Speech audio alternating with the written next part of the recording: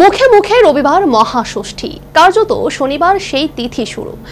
এবারে দেবী আসছেন গজে, ফিরছেন দোলায়।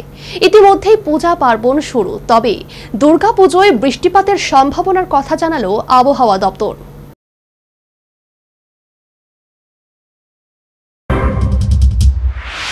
এবছর দেবী দুর্গার আগমন ঘটবে গজে, তথা হাতিতে আগমন এবং গমন ঘটবে দোলায় তথা পালকিতে। পঞ্জিকায় দেওয়া তথ্য অনুযায়ী দেবী হাতিতে এলে তার শান্তি, সমৃদ্ধি ও শুভ ফল নির্দেশ করে। বসুন্ধরা হয় শস্য ও শ্যামলা, চারিদিকে ছড়ায় কল্যাণ। কিন্তু পালকি বা দোলায় গমন হলে হয় উল্টো, যা মহামারী, মরক ও রোগ ব্যাধির ইঙ্গিত বহন করে। মানে বছরের শুরু সুখের হলেও শেষের দিকে সমাজে ভোগান্তি, অসুখ বা অস্থিরতা আসতে পারে। এ ধরনের ব্যাখ্যা এবং তথ্য পুরোটাই পঞ্জিকা নির্ভর।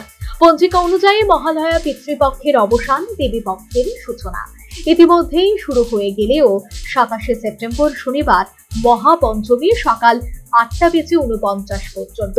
এরপর মহাষষ্ঠী তিথি শুরু। দেবীর বোধন এদিনেই। পঞ্জিকা মতে 28শে সেপ্টেম্বর রবিবার মহাষষ্ঠী তিথি সকাল 10:43 পর্যন্ত। এই সময়ের মধ্যে ষষ্ঠী বিধি সম্পন্ন করতে হবে। সন্ধ্যায় দেবীর অধিবাস।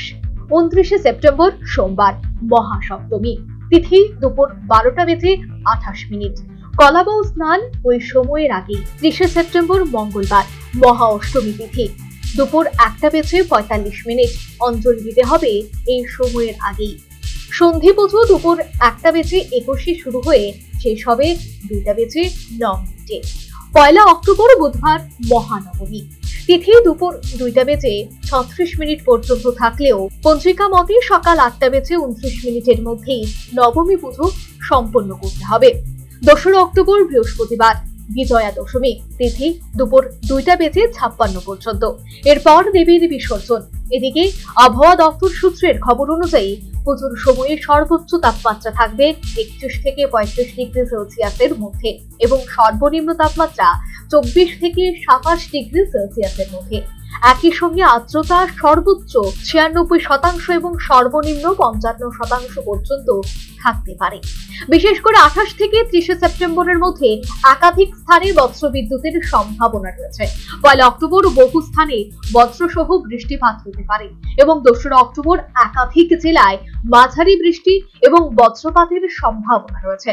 সার্বিকভাবে দুর্গাপূজার সময় রাজ্যের বিভিন্ন জেলায় প্রতিদিন বজ্রপাত সহ বৃষ্টিপাতের সম্ভাবনা রয়েছে বলে জানিয়েছেন আবহাওয়া দপ্তর। Bureau report, news vanguard.